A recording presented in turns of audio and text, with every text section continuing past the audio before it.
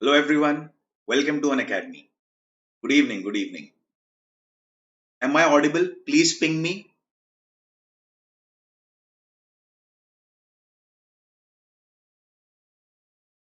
Hi Raghupati.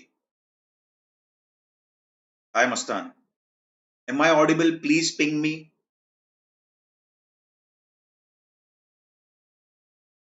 Good evening Hemant. Yes, somebody please ping me if I am audible.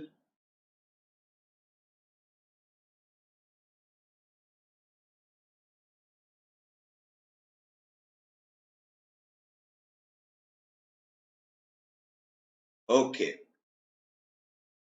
chalo. Let's get started. Did everyone revise the concepts of Mauryan Empire and as well as what I have taught tomorrow about the Vedic civilization?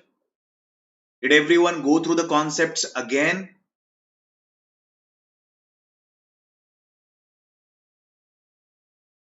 Yes. Okay.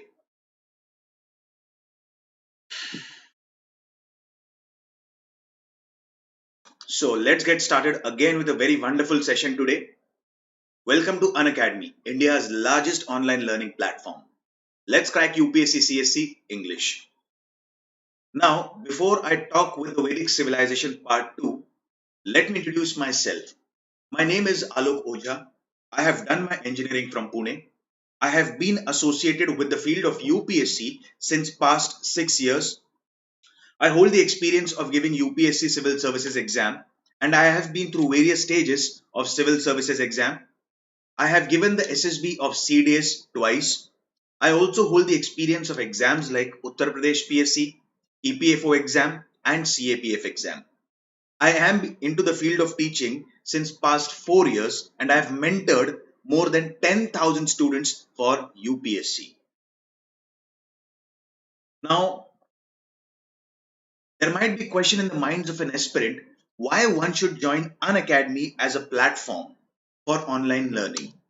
So let us understand why one should join One Academy. So here are the ample of reasons why one should join Unacademy. First of all, you will have daily live classes on the Unacademy platform. Unacademy offers you assimilation of all the top and dynamic educators of India on a single platform. You can directly interact with the educators. You can clear your doubts. You can clear your queries with the educator. Second most important aspect that a civil servant aspirant requires basically to develop competence. Now, why competence is necessary? Let us understand this with the help of an example. Each year, almost around 8 to 9 lakh students appear for fill up the form of civil services exam, out of which 3 to 4 lakh students appear for the prelims exam, out of which 10 to 11,000 qualify the prelims exam, out of which 3 to 4,000 students qualify the mains exam, and finally 1,000 odd make into the final list. If I filter it down, how many students filled up the form? 8 to 9 lakh. How many students got into the final list? 1,000. It simply exemplifies one aspirant is competing with 800 to 900 other aspirants. And in that case, he need to analyze his preparation and build up that sort of competitiveness and competence. And how one can build up competence? He can build up competence by going through live tests and quizzes. Third major aspect, all the courses on Unacademy platform are highly structured in nature. There is a proper timetable through which the courses are being conducted. One can have unlimited access to the courses available on Unacademy platform.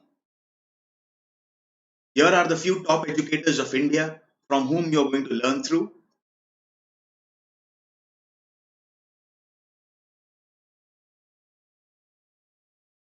These are the courses that are being offered on the Unacademy platform, like polity, history, geography, economy, then current affairs, science and technology, international relations, and so on. Please subscribe to Unacademy and use my code AKOUS. I repeat the code AKOUS.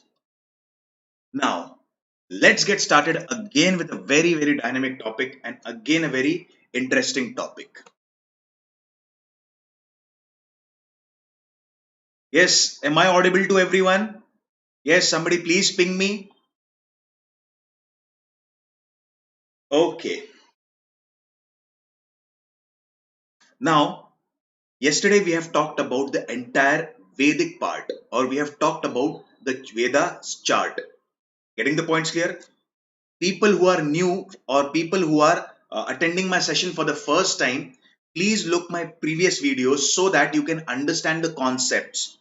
All the concepts on the Unacademy platform or my history course are covered in the form of a story, because it is, I personally believe that it is quite easier to remember the facts and a concept if it is associated with a particular story. Isn't that so? For example, if you go for a movie, you remember the entire incidents of the movie. Why? Because it is associated with a story. Similarly, throughout the entire course of history, we are going to follow a very, very simple concept or a very, very simple pattern, that is SFC: story, fact, and concept. So I request the students who are attending my sessions for the first time, please look at the previous video of the Vedic Civilization part 1 so that the basic concepts are clear. And please do look at the part 1, because the part 1 is very, very important from exam perspective. Are you getting the points clear? It is fully loaded with all sorts of concepts and all sorts of terminologies. So please do look at the first session of the Vedic Civilization part 1 so that all your concepts are clear. Getting the points? Now, let's move on with types of marriages during the Vedic period. Now listen to me. There were basically two types of marriages: Anulom and Pratilom. Getting the points clear? Anulom and Pratilom. Pratilom is exactly the opposite of Anulom. Getting the points clear? Now, what is Anulom Vivaha? In that case, the boy is of higher caste and the girl is of lower caste. I'll give you a small example. Suppose if a boy belongs to Brahmin caste and the girl belongs to Kshatriya caste, that is called as Anulom Vivaha. If a boy belongs to Kshatriya caste and the girl belongs to Shudra caste, that is called as Anulom Vivaha. Getting the points clear? And exactly opposite is Pratilom Vivaha. In that case, the boy is of lower caste and the girl is of the higher caste. I'll give you a small example. Suppose a boy belongs to Vaishya caste.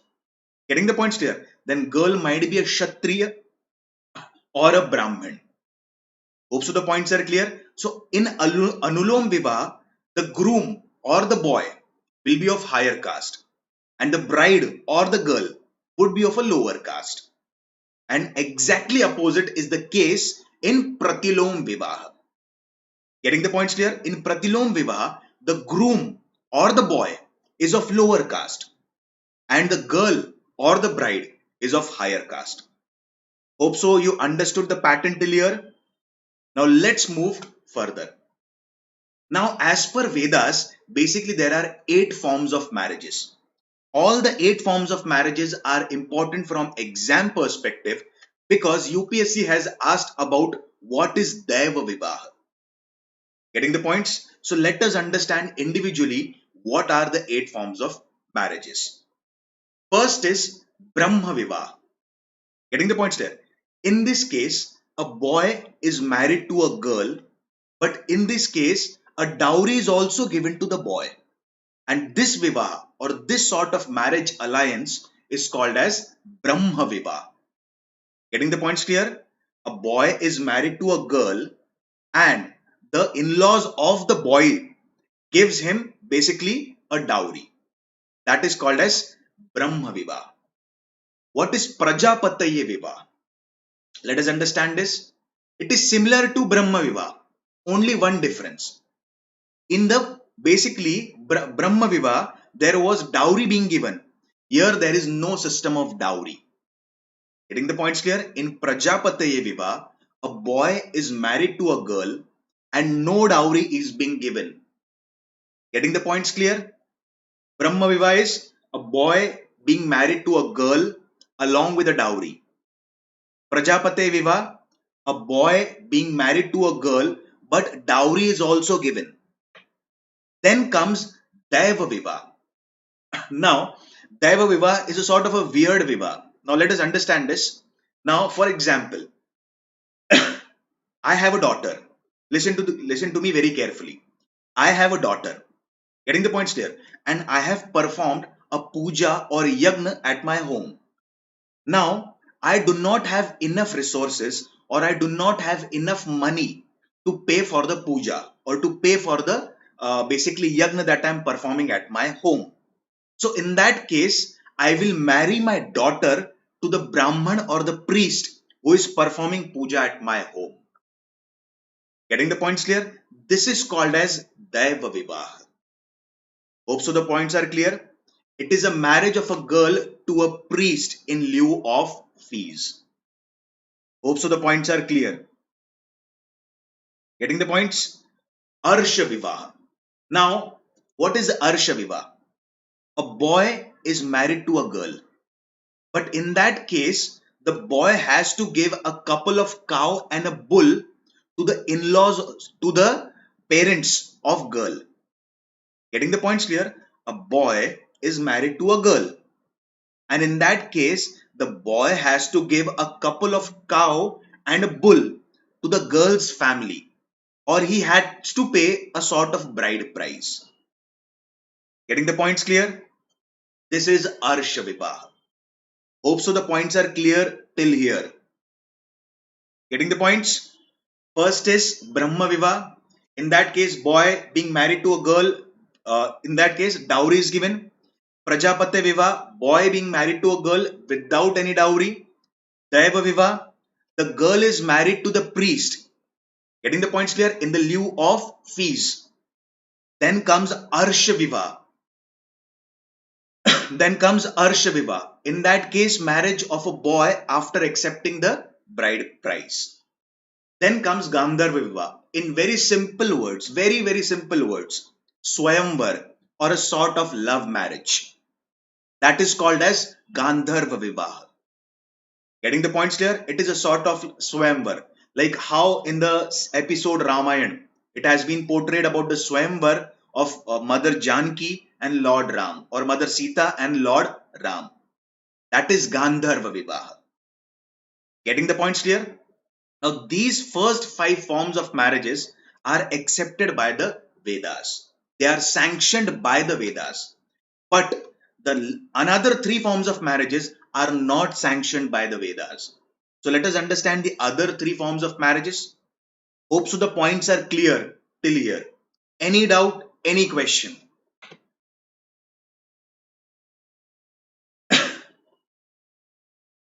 Let's move further.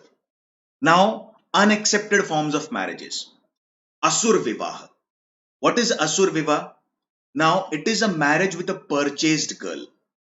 Now, what is a marriage with a purchased girl? Suppose I am a ruler. I am a very wicked ruler. I am a very unethical ruler. In that case, I'll try to purchase that girl by giving her money. And that sort of viva is called as Asur Viva. This sort of viva is highly unacceptable by the society. Even today, it is highly unacceptable by the society, and it was highly unacceptable at the time of Vedic civilization. Then comes Rakshas Vivaha. Now, what is Rakshas Vivaha? Suppose again, I am a very cruel ruler. I am a very unethical ruler. I attack the other king. And in that case, I marry the daughter of that defeated king. Or I marry the daughter of my opponent. And I marry it forcefully. That is called as Rakshas Vivaha. The point is clear. It is again unacceptable form of marriages during the Vedic civilization. Then comes Pisach Vivaha. Now what is Pisach Vivaha? Kidnapping a girl and forcefully marrying her. That is called as Pisach Vivaha. So all these are 8 forms of marriages that have been mentioned in the Vedic text. The first five forms of marriages are they hold the sanction of Vedas, and the later three forms of marriages, that is Asur, Rakshas, and Pishach, are highly unacceptable forms of marriages as per Vedic scriptures. Hope so the points are clear. I'll repeat the point again in short for those people who are late. So please, I'll repeat the points again. Listen to me very carefully. Anulom and Pratilom. In Anulom Viva, the boy is of the higher caste and the girl is of the lower caste. In Pratilom Viva, it is exactly the opposite of Anulom. The girl is of higher caste and the boy is of lower caste. Got the points? Now Brahma Viva, marriage along with a dowry. Prajapati Viva, marriage without dowry. Daiva Viva, marriage with a priest. Then Arsha Viva, marriage after accepting the bride price. Gandharva Viva, very simple words, Swayamvar or love marriage. Because both bride and groom are free to choose their life partners. Then comes Asur Viva. It is unacceptable form of marriage. It is a marriage with a purchased girl. Rakshas Viva, again unacceptable form of marriage. It is a marriage with a daughter of defeated king. And finally Pishach Viva, again unacceptable form of marriage. It is marriage with a girl after kidnapping her. So these are 8 forms of marriages that have been mentioned in Vedic text. Hope so the points are clear. Any question, any doubt, please ask me. Yes, somebody has asked me, Yashwini, not only about the ancient India. I would be teaching ancient India, I would be teaching medieval India, and I would be teaching modern India.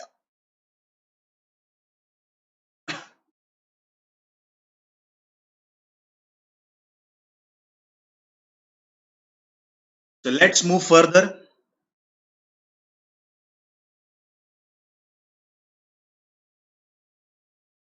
Now let us go for comparative analysis of early Vedic period and later Vedic period.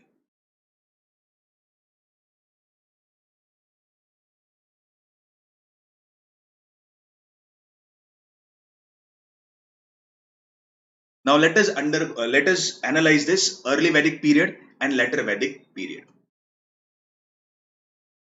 Is everything understood? Please somebody ping me. Are you getting the points? Any doubt? Any questions? Please ping me.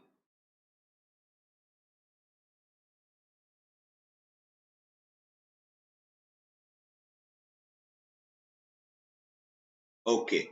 Now let us go for comparative analysis between early Vedic period and later Vedic period. Now, entire Vedic civilization is basically from 1500 to 1000 BC. Sorry, 1500 to 600 BC. But it has been basically categorized into two parts: early Vedic period or Rig Vedic period and later Vedic period.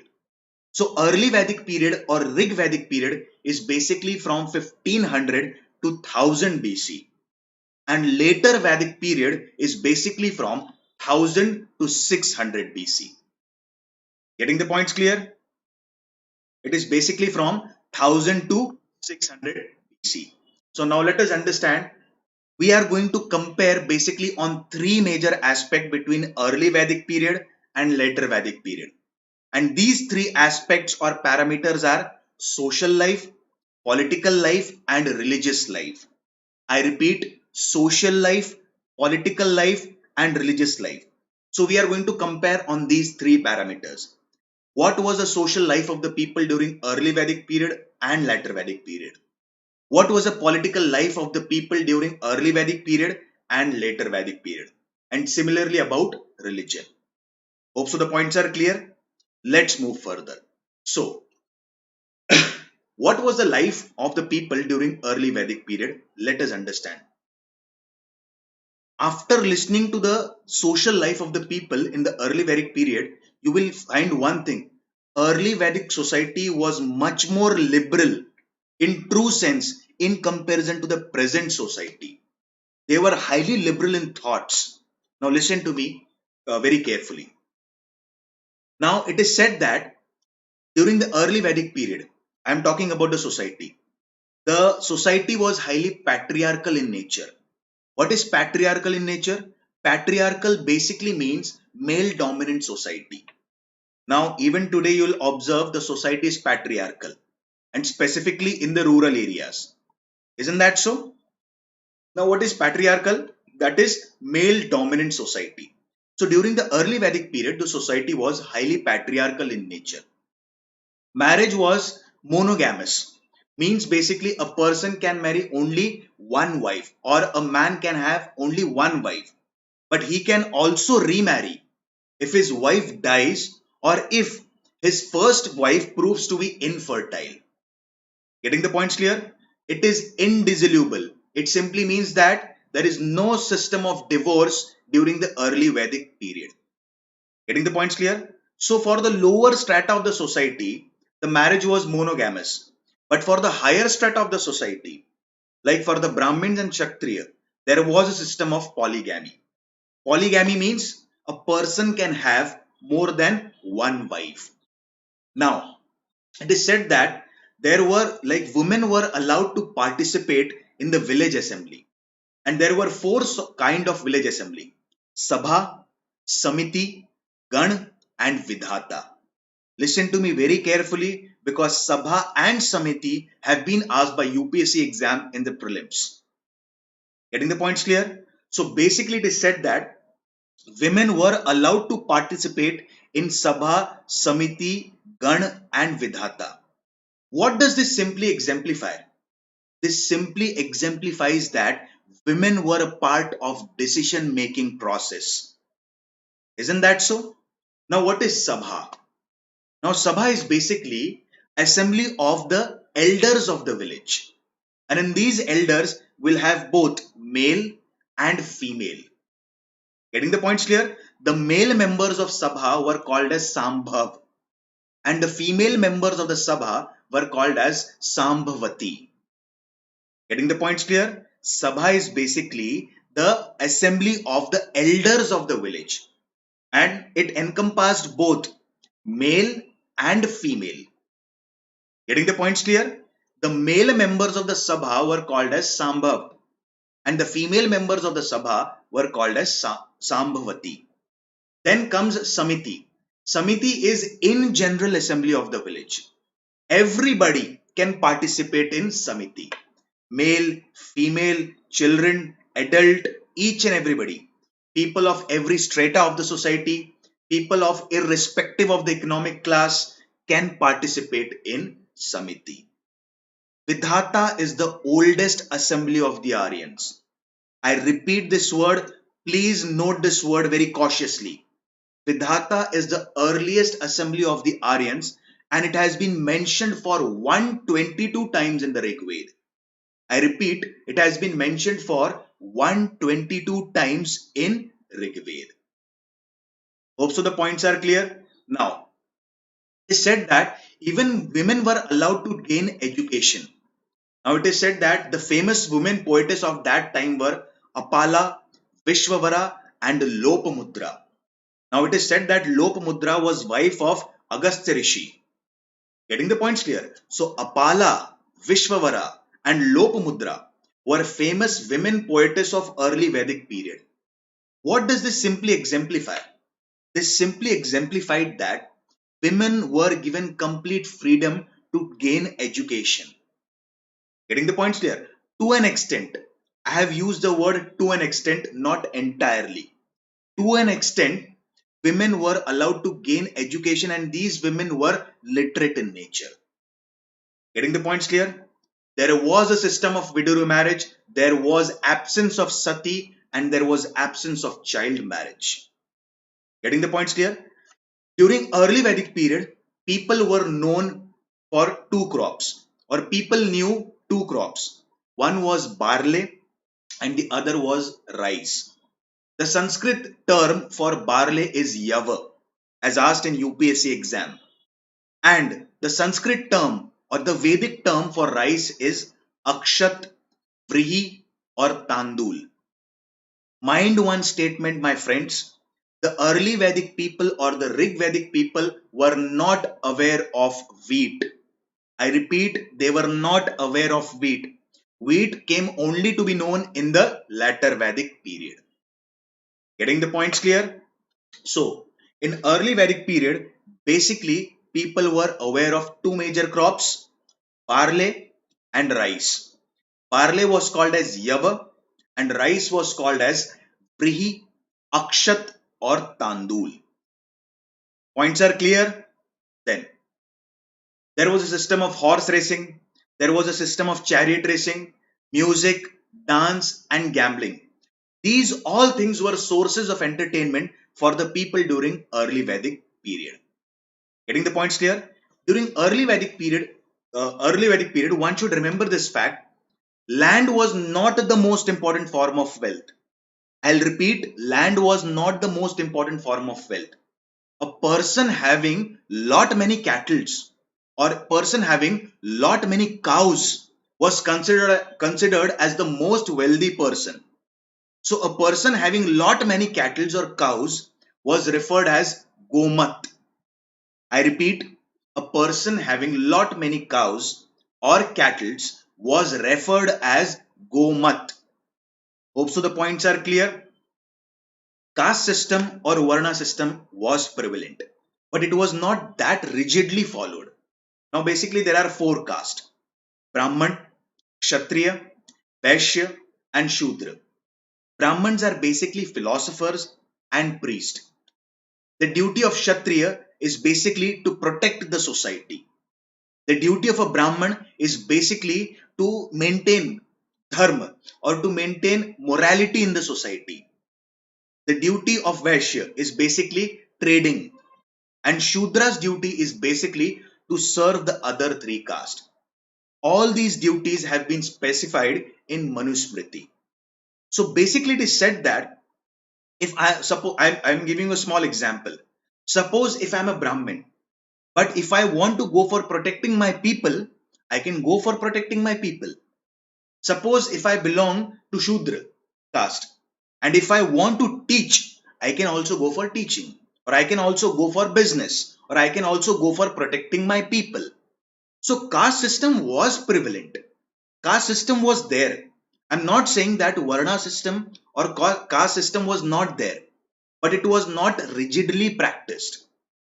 Getting the points clear? I am repeating the word. The caste system was prevalent, but it was not rigidly practiced. Hope so the early Vedic society is clear. After knowing about the early Vedic society, don't you feel that that society was quite liberal in nature? Isn't that so?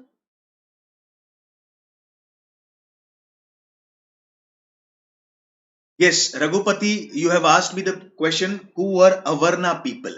Now, considering about the Avarnas, we are going to speak about the Avarnas basically during the Sangam period. So, I'll be talking about the Avarna term in the Sangam literature. Got the point? Hope so. The points are clear, my friends. Any question, any doubt?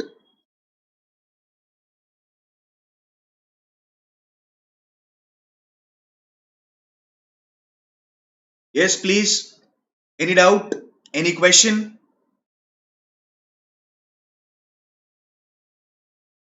Now, I'll repeat again in short about the early Vedic society. So, society was patriarchal, marriage was monogamous and indissoluble. That is, there was no system of divorce, there was absence of child marriage, there was absence of sati, there was prevalence of widow remarriage. Getting the points clear? Women were allowed to participate in the village assembly. In simple words, they were part of decision making process. There were four types of village assembly: Sabha, Samiti, Gan, and Vidhata.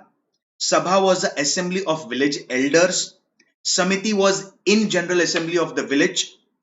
The assembly Vidhata has been mentioned for 122 times in Rigved. Then, although the caste system or Varna system was prevalent, it was not that rigidly practiced. People were known to two crops, rice and barley. Rice in Sanskrit or in the Vedic terms was referred as akshat, Tandul or Vrihi, and barley was referred as Yava. Hope so the points are clear. Now, land was not the most important form of wealth. Then what was the most important form of wealth? Cattle or cow was the most important form of wealth. A person having lot many cattle or a person having lot many cows was referred as Gomat. Hope so the points are clear. Caste system was there. Varna system was there. But it was not rigidly practiced. Hope so the points are clear. Now, what sort of questions are being asked in UPSC prelims exam?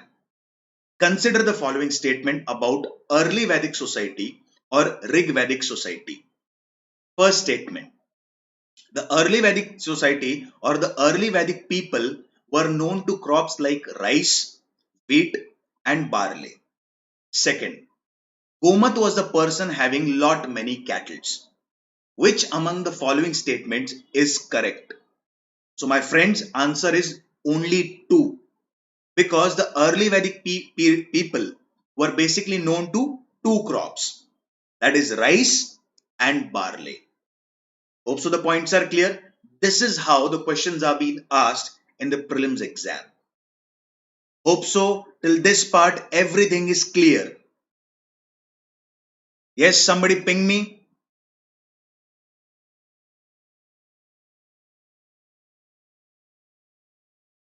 Like Satya, you have asked me the questions like how did women become poets? As I have told you basically, Lopamudra, I had given you a small example. Lopamudra was wife of Agastya Rishi, and Agastya Rishi trained all the Brahmins and Kshatriyas. So basically, she also saw the knowledge of Agastya Rishi, and basically knowledge transcended from Agastya Rishi to his wife Lopamudra. Similarly, the other poetess was also associated with other saintly people. That is why, Satya, I had used the word to an extent the women are literate. I had not used the word entirely. Hope so. The point is clear.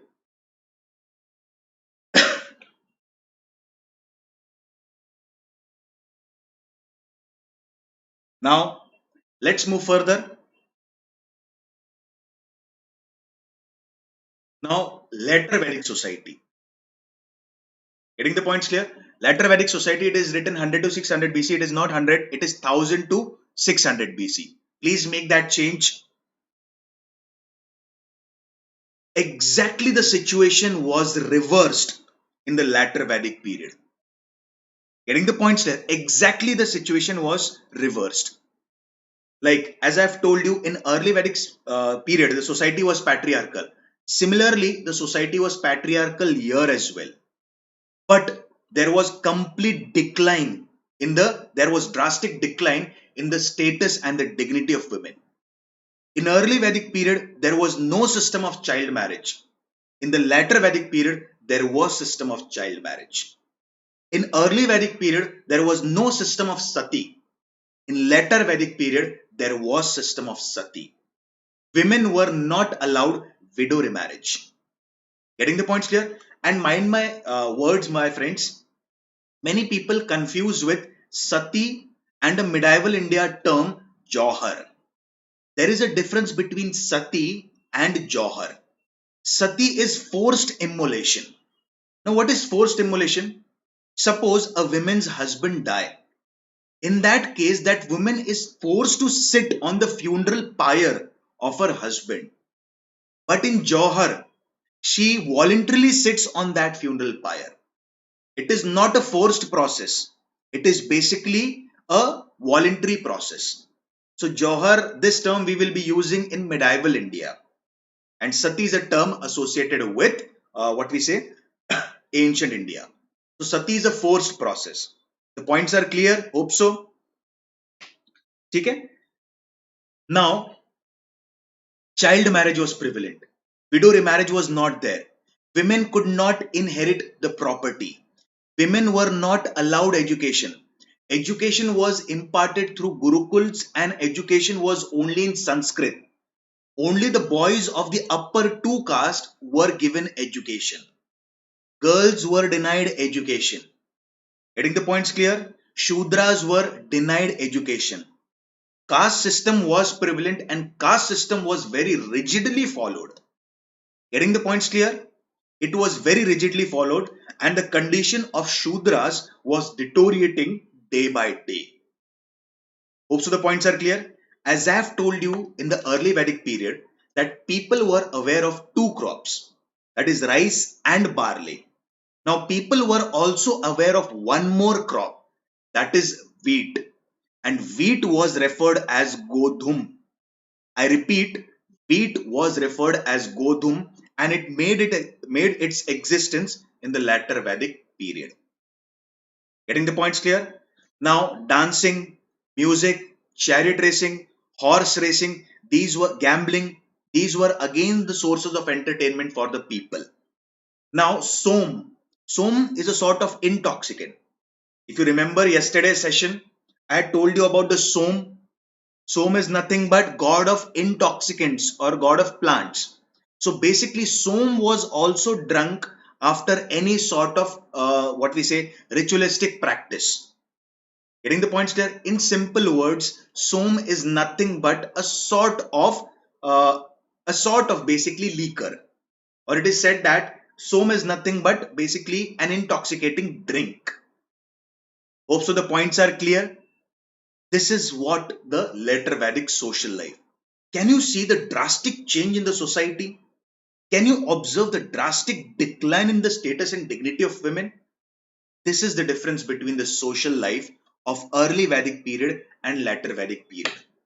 There can be question in the exam on comparative analysis, or there can be question in the what we say prelims exam.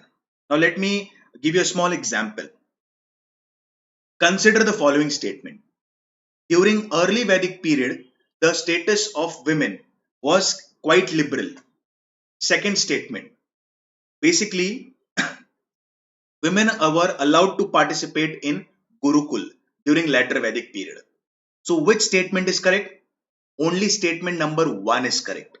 Because women were not allowed to gain educational facilities. Getting the points clear? Shudras were not allowed educational facilities. Women were not allowed educational facilities. So this is the comparison between social life of early Vedic period and later Vedic period. Hope so the points are clear. Any questions? Any doubt? Please ask me.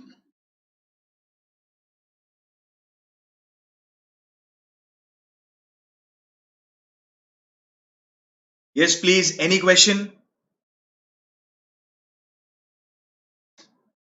Hope so the points are clear.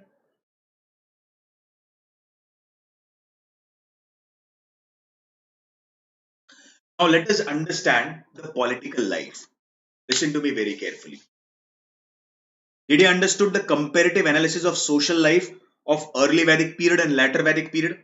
Let us go for the political life. Now,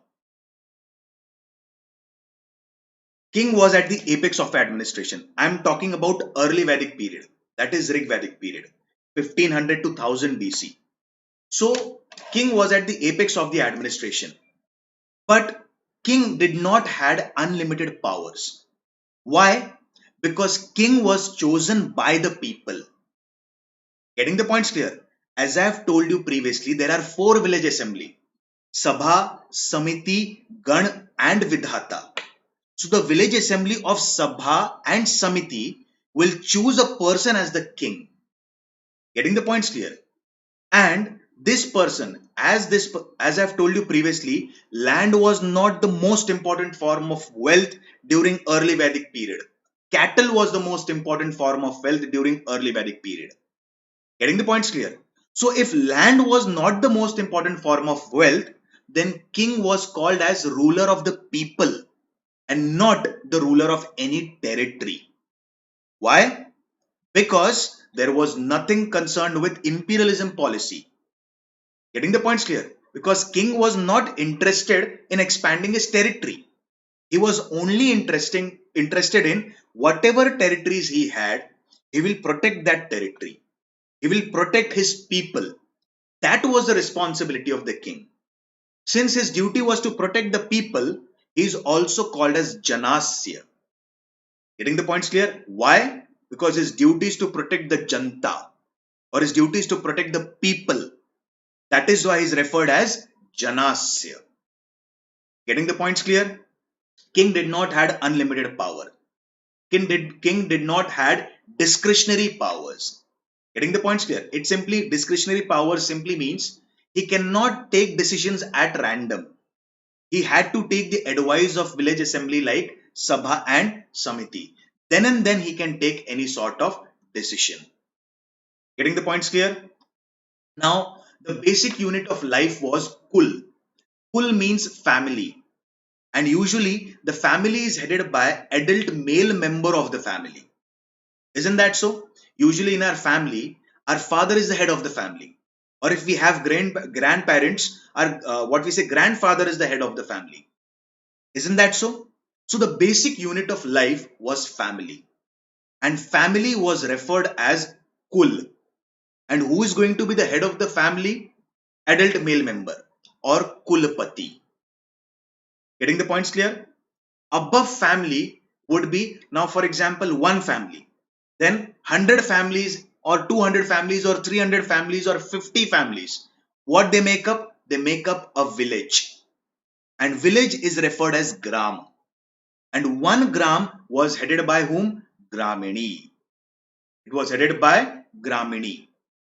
Getting the points clear? Now, as I have said you previously, that cattle was the most important form of wealth.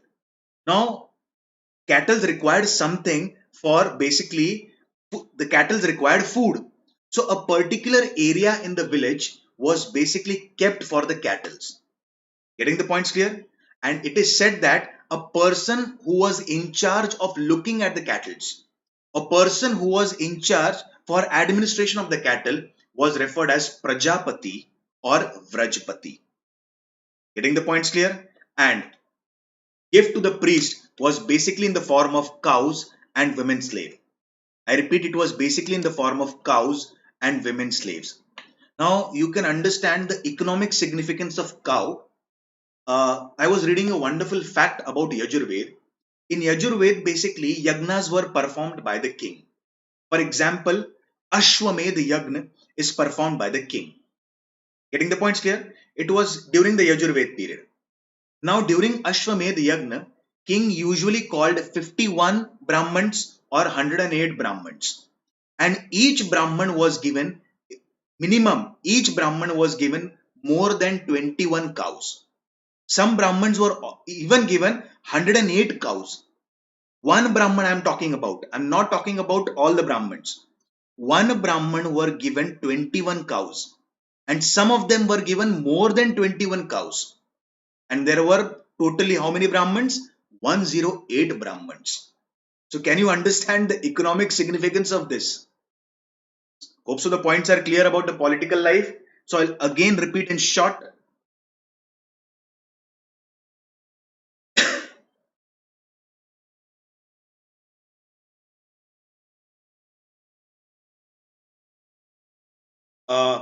Now listen to me. Satya, you have asked me the question, sir, why there was such a decline in the dignity and status of women. This you will understand in the later Vedic political life. When I'll explain you the later Vedic political life, you will come to know about why there was a drastic decline in the dignity and the status of the women. Got the points clear? So I'll talk about early Vedic political life again in short. King did not enjoy unlimited power. Now, king had to reckon the administration on the advice of village assemblies like Sabha and Samiti. King was not the ruler of any territory. He was just the protector of the people. So he is referred as Janasya or Gop. Getting the points clear? Land was not the important form of wealth. The most important form of wealth was what? Cattle or cows was the most important form of wealth. And what is Gomat? Strike your mind fast. Strike your mind. I've told you previously, Gomat was nothing but a wealthy person having lot many cattle or cows. Then, basic unit of life was Kul or family, headed by Kulpati, that is adult male member of the family. Above Kul was Gram or village, that is Gramini. Then comes a person in charge of the pasture land, Prajapati or Vrajpati. Hope so the points are clear about early Vedic political life. Now let's move on with later Vedic political life. Listen to me very carefully. Satya, here again you will get your answer.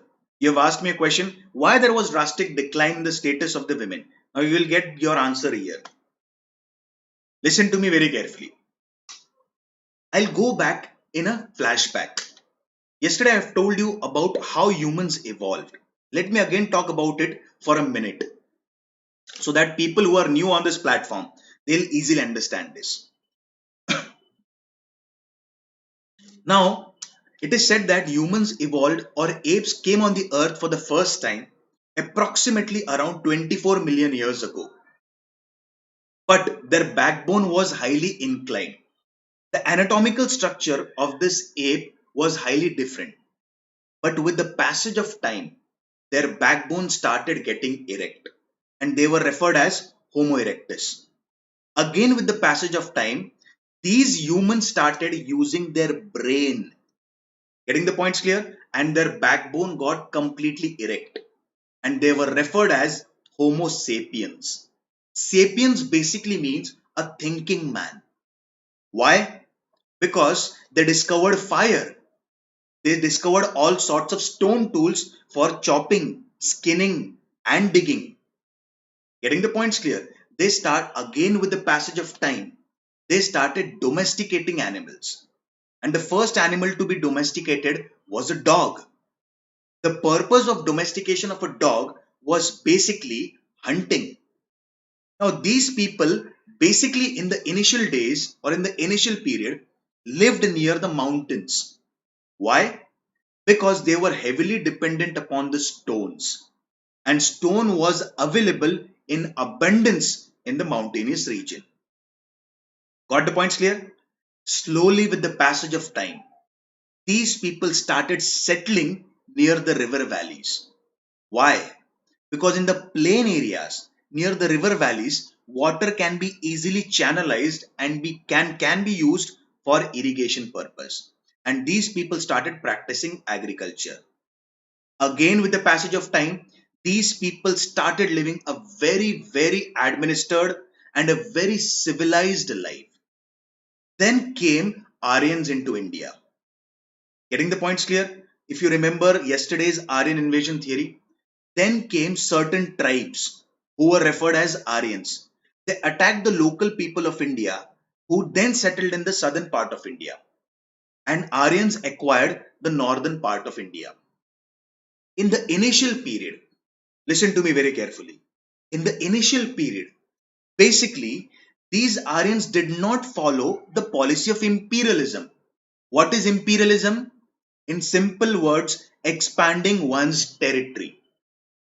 Initially, they did not follow this. But with the passage of time, there were 16 great kingdoms that occurred in the northern part of India. And this 16 great kingdom is referred as Mahajanpad. With the passage of time, kings started practicing or kings started following the policy of imperialism. Now, cattle was not the most important form of wealth. Land was the most important form of wealth. And the king started acquiring more and more land. Kings started conquering more and more land because this was the era of pro imperialism. This was the era of conquering more and more territories. Getting the points clear? And there came 16 big kingdoms in the northern part of India. Some of the kingdoms I have mentioned here: Kosla, Kuru, Kashi, Magad, Avanti, and so on. Now, king became supreme power. Sabha and Samiti lost their importance because the power now became centralized. Getting the points clear? King started maintaining regular standing army. For example, king had both infantry and cavalry. What is infantry? The soldiers who are fighting on the foot. And cavalry, the soldiers who are fighting on the horseback, or the soldiers who are fighting through chariots. Since they are fighting on foot, they are called as Padati. Are you getting the points clear? Pad means feet. So basically, since they are fighting on foot, they are called as Padati. And cavalry, they are fighting on horse or they are fighting on chariot, rath. That is why it was called as Rathin.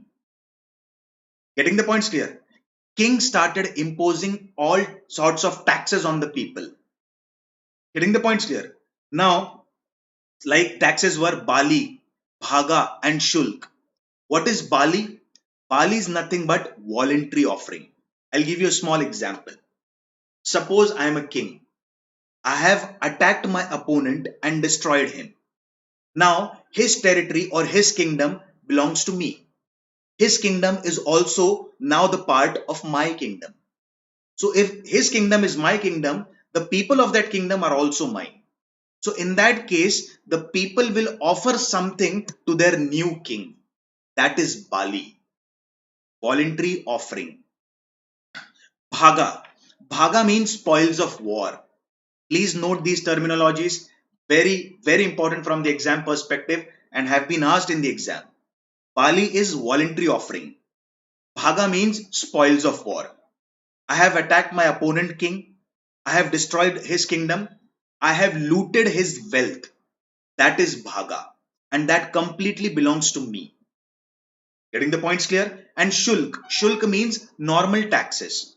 Because until and unless the king taxes his people, he cannot spend that, he cannot have money to spend on the administration.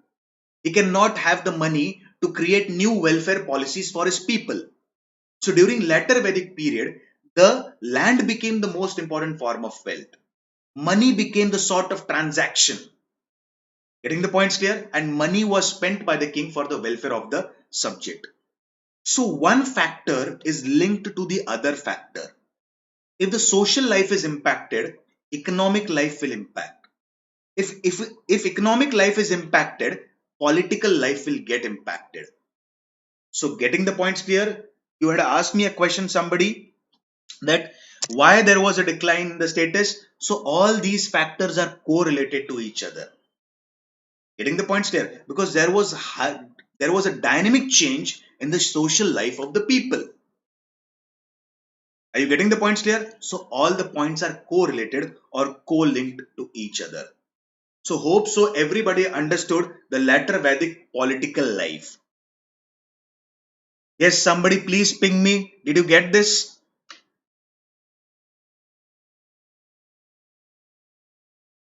Yes, later Vedic political life.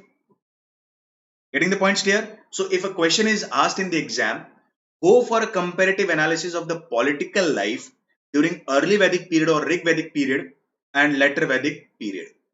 Getting the points clear? So this is how the comparison needs to be done.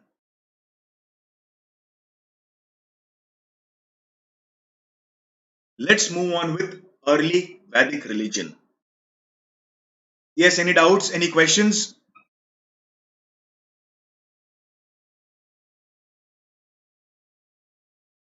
Let's move further with early Vedic religion. Now, early Vedic religion again from 1500 to 1000 BC. Now, majority of the gods during early Vedic period were nature gods because they believed in one practice, that is animism. What is animism? Love and respect for nature. That is animism. The terminology animism is given in 6th standard NCRT, old NCRT. Getting the points clear? So basically, early Vedic religion believed in something called as nature gods. They believed in the practice of animism because most of the gods are directly or indirectly associated with the nature. Now let us understand the various gods. If we remember the yesterday's session, I have told you in Rig Veda, the two most prominent gods were Indra and Agni. There are 250 mantras or hymns dedicated to God Indra in Rig Veda. Indra is called as war god. He is called as rain god. He is called as god of strength. And he is given the prominence during the early Vedic period. The second most important god of the early Vedic period was Agni. 200 hymns are dedicated to Agni in the early Vedic period or in the Rig Vedic text. Now, what is the significance of Agni? Agni acted as an intermediary between Yajman on one side and the god on the other side. Agni acts as evidence that yes, this Yajman has performed this ritual, or this Yajman has performed this puja. This is the significance of Agni. And 200 mantras are dedicated to Agni in Rig Veda. Then, I've told you yesterday itself, Som, which is also referred as god of plants or god of intoxicants, basically is the third most important deity in the Rig Veda.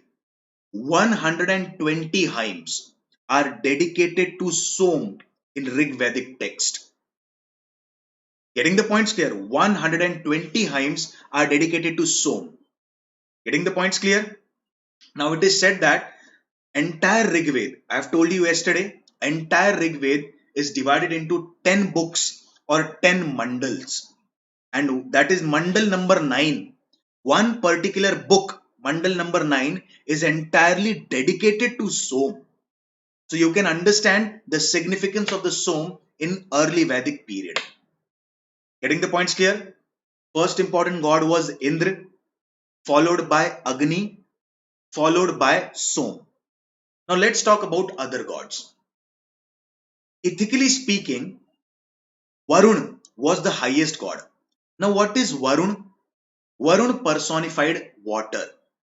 No life is possible on the earth without air and water. Do you accept this? No life, even a single cellular microorganism and a multicellular human being, nobody can survive without these two elements, air and water. Isn't that so? So ethically speaking, Varuna, which personified water, is the highest god. Why? Because Varuna is supposed to uphold the natural order. If there is no water, no microorganisms can survive. If there is no water, no birds, no reptiles, no amphibians, no animals, no human being, no mammal can survive. There would be a complete chaos. Are you getting the points clear? So ethically speaking, Varuna was the highest god. And Varun means water. Points clear? Then comes Vayu. Vayu was wind god. Surya. Surya means sun god. And yesterday I have told you a practice called as Arghyam in or Sandhyopasnam in Aranyakas. If you remember that, you might have seen usually your grandparents or you might have usually seen your parents, what we say, giving jal or offering jal or water to Lord Surya. What is the significance of that? The energy or the rays that are coming through Surya and passing through water, it acts like a prism and it enters your body. It fills your body with all sorts of positive energy.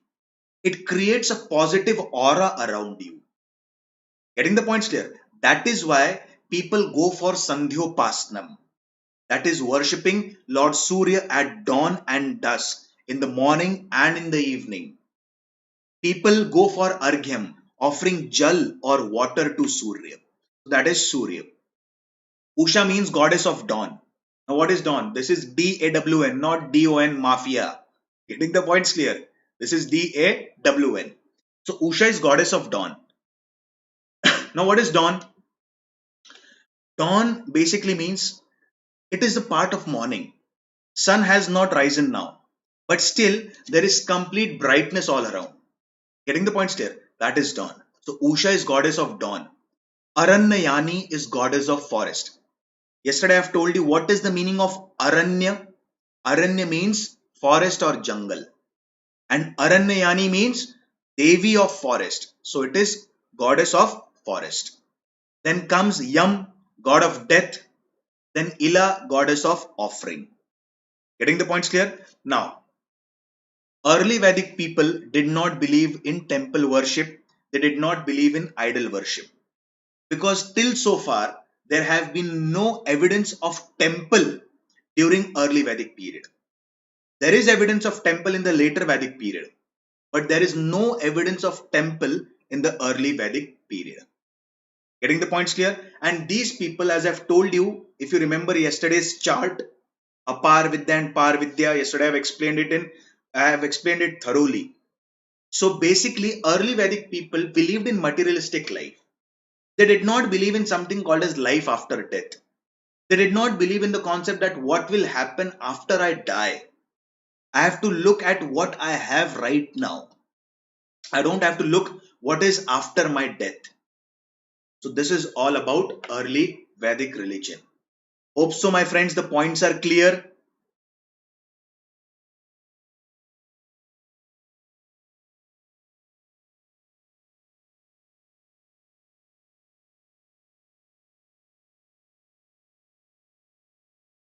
Hope so, the points are clear. Any questions, any doubt, please ask me.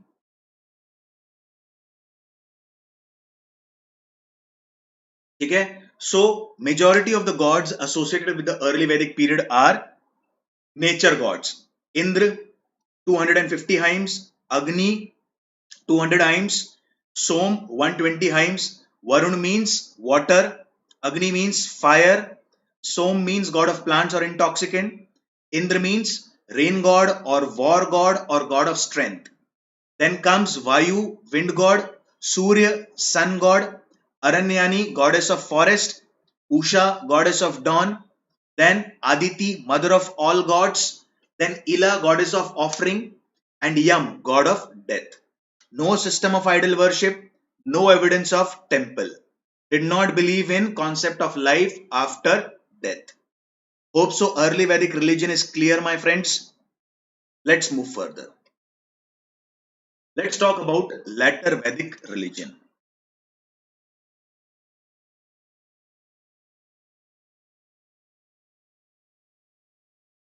Now, Indra and Agni lost their importance. Now, let us understand this in a very simplistic format.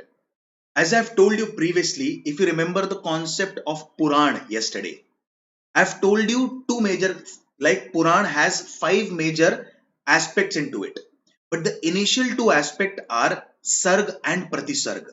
Please listen to me very carefully. What is Sarg? Creation of universe. What is Pratisarga? Destruction of universe and recreation of universe. Getting the points clear? Now it is said that Agni and Indra lost their importance and there were three major gods now. First was Prajapati, that is Brahma. Then comes Vishnu. Then comes Rudra. What is the role of Brahma? Brahma creates this beautiful world. Vishnu sustains this world. Vishnu protects this world. Vishnu preserves this world. And Rudra, when there is all sorts of unethical practices being rampant in the entire world, Lord Shiva or Lord Rudra destroys this world. Getting the points clear? So, Lord Shiva or Lord Rudra is basically referred as destroyer. So now Indra and Agni lost their importance and three major gods cropped up. That is Brahma or Prajapati, Vishnu, and Mahesh or Rudra. That is destroyer. Now, they said that Pushan was god of Shudras. Then, in early Vedic period, people believed more in prayers, and in later Vedic period, people believed in more in rites and rituals. Getting the points clear? In early Vedic period, there was no system of yagnas. In later Vedic period, you will observe the system of yagna. Getting the points clear? A person who is performing yagna is called as yajman. Getting the points clear? And after the performance of puja, the priest or the brahman is invited for a feast. These people are called as go ghagna. I repeat, these people are called as go ghagna. Now, why they are called as go ghagna? Go means cow. Go ghagna means they are fed on the products of cow. Like they are given milk, they are given ghee, they are given butter. Getting the points clear? So all the products comes from cow.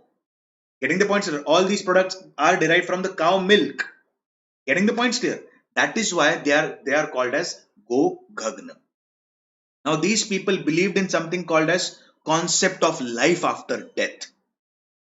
Hope so the points are clear. They believed in something called as concept of life after death. Hope so the points are clear. They believed in something called as moksha. So this is about early Vedic religion and later Vedic religion. Hope so you understood the comparative analysis of the both.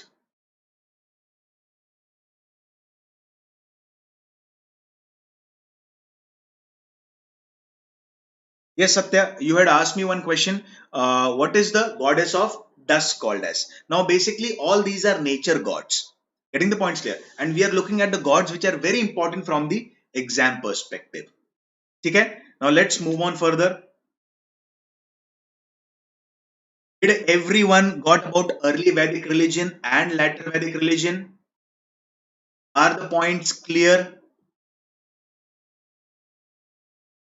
Key terminologies.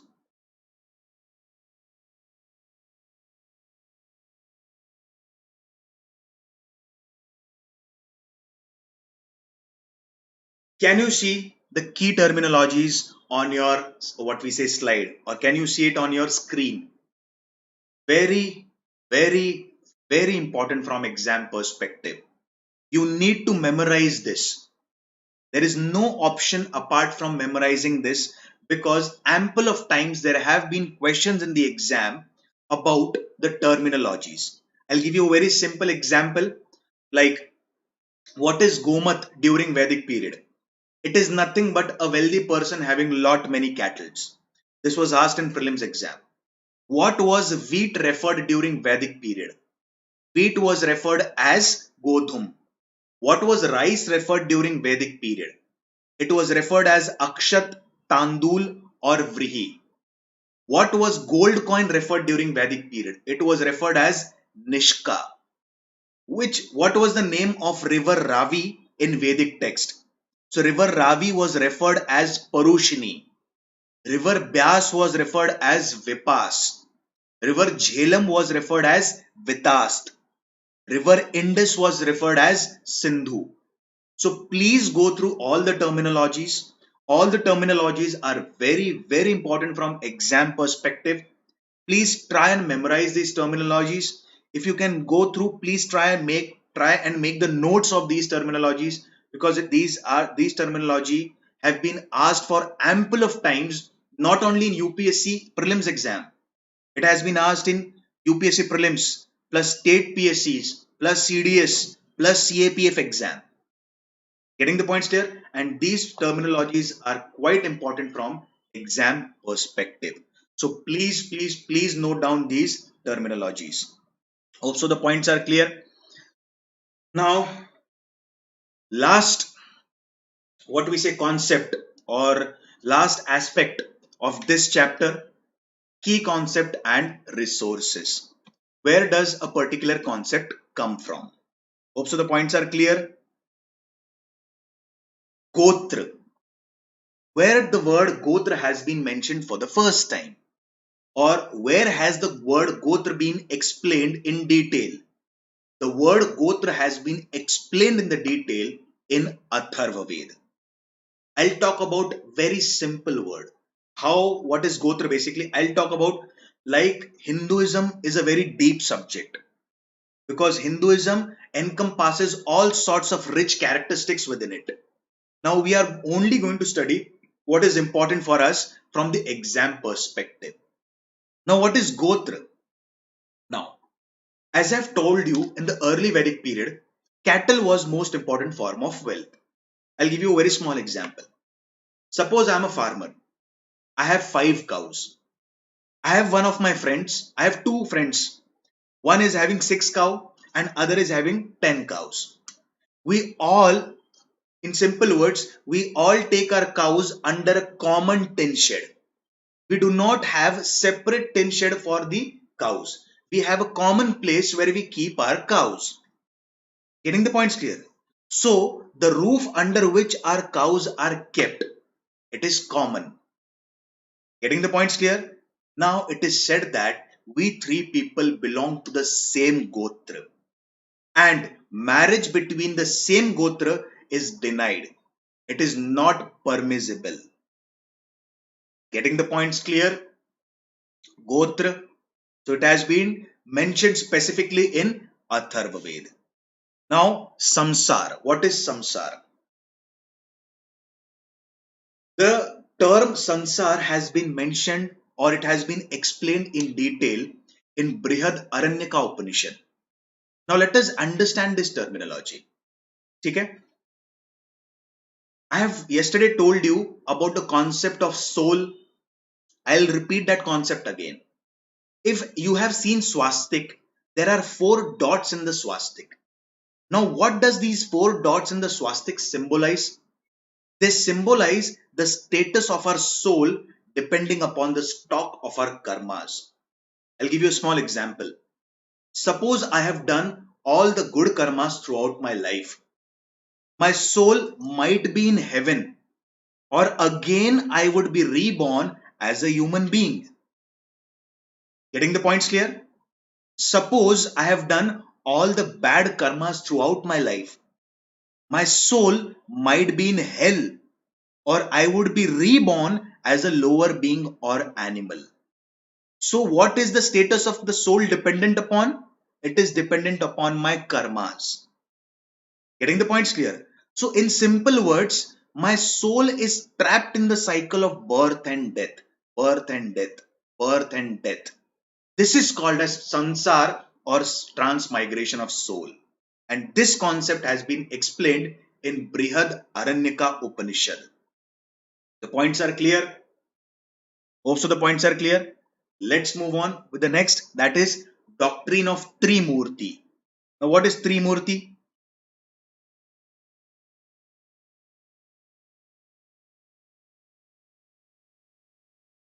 Now, what is Trimurti? Let us understand. Suppose I have told you in the latter Vedic period, basically, three major gods came. That is Prajapati or Brahma, Vishnu, and Rudra or Lord Shiva. And I've told you about that concept entirely. That is creation of universe, destruction, and recreation of the universe. So it has been mentioned in Maitrayani Upanishad. Getting the points clear? Now, Kshatriya precedence over Brahman. Now let us understand this. As per Manusmriti, in the Varna system, there are four castes, and the hierarchical structure of the caste is Brahman, followed by Kshatriya, followed by Vaishya, followed by Shudra. The duty of the Brahman is to basically maintain the morality in the society, or basically to preach morality. The duty of the Kshatriya is to protect the society. The duty of the Vaishya is basically to carry out the business or trading activities in the society. And the duty of a Shudra is to serve the other three sections of the society. And these duties are specified as per Manusmriti. Getting the points clear? So in the hierarchical structure, Brahman is at the topmost position. But as per Aitareya Brahman, I repeat, as per Aitareya Brahman, Kshatriya is above Brahman. So Kshatriya is at the topmost hierarchy and Brahman comes the second. Why? Because Kshatriya plays a very major role in protecting the society. Are you getting the points clear? For example, if the people are not protected, how can you maintain morality in the society? So to maintain law and order, to maintain morality, people should feel safe. And people feel safe because of Kshatriya. So as per Aitareya Brahman, Kshatriyas are above Brahman. Getting the points clear? And last, mention of Eastern and Western seas. Like when Aryans came in India, it is said that Aryans said India was surrounded by seas on both the side. That is on the eastern side and on the western side. For example, like we have Bay of Bengal on the eastern side today and we have Arabian Sea on the western side. So they said that basically in Vedic text that India was surrounded basically, or Bharatvarsh was surrounded basically, getting the points clear. On both the sides there were seas. So this has been mentioned by Satapat Brahman. Hope so the points are clear. So how would the questions crop up in UPSC prelims exam? The questions would be Kshatriya precedence over Brahman have been mentioned by which Brahman? So it is Aitareya Brahman. The doctrine of Trimurti has been explained or elaborated in which Upanishad? So it is nothing but Maitrayani Upanishad. So this is the end of Vedic civilization, my friends. This is all about the economy. This is all about the religion, what I've explained to you previously. Now, please revise the concepts again for the people who are new on this platform or for the people who have attended my session for the first time. Please look at the previous videos so that all your facts, all your concepts are cleared in a very simplistic format, because everything in my previous sessions I have covered in the format of a story. So up till now, I have covered two major chapters, that is Mauryan Empire and Vedic Civilization. Please go through all these two chapters. It is fully loaded with concepts, wonderful stories, and wonderful facts. So please go through it. Now, one more reminder that probably on Sunday, this coming Sunday or on Monday, I would be taking a small test of 60 to 70 MCQs on this topic, Vedic civilization, and secondly, the topic would be Mauryan Empire. So please prepare for that so that we can develop our competence, we can develop our competitiveness. And one more thing, please subscribe to Unacademy Learning app, because tomorrow on the Learning app, I would be having a session, again a very interesting session on Mahajanpad. So please do not miss that session on Mahajanpad. You can follow me basically on the Unacademy Learning app in the name of Alok Ojha. You can watch two again videos there. I have posted two videos there of Indus Valley civilization. Again, for the next 2 days, I won't be having the lectures on YouTube. I would be having the lectures on Unacademy platform, the special classes. So please visit the platform and please be present tomorrow at 7 o'clock. I'll be starting again a very dynamic, again a very interesting, completely loaded with stories, concepts and fact, new chapter, that is Mahajanpads. Hope so. The today's session was informative. So today's session was interesting.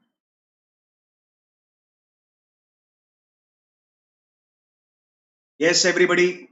Any doubt, any question?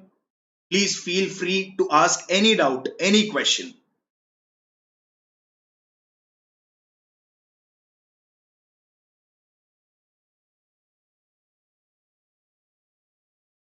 Okay, I'll repeat the points again. Please do not miss tomorrow's session on Mahajanpad. I would be taking the session on Mahajanpad on the Unacademy Learning app. Please subscribe to Unacademy and use my code AKOUS. Thank you and have a nice day. Please revise the concepts. Thank you.